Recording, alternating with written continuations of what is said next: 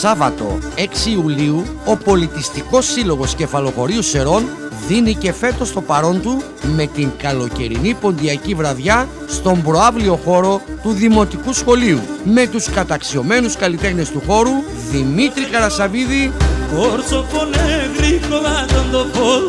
και Πέλα Νικολαίδου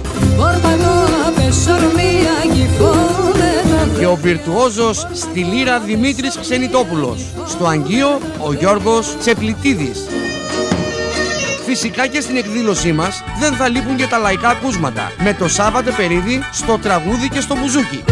Σάββατο 6 Ιουλίου σας περιμένουμε στο Κεφαλοχώρι Σερών για να περάσουμε κατενά ποντιακά. Τιμή εισόδου 5 ευρώ. Τηλέφωνο κρατήσεων 6979 675 870 και 6934 400 379. Ώρα έναρξης 9.30 το βράδυ. Χορηγός επικοινωνίας Χασίδης Δημήτριος, στην Νικόπολη Θεσσαλονίκης.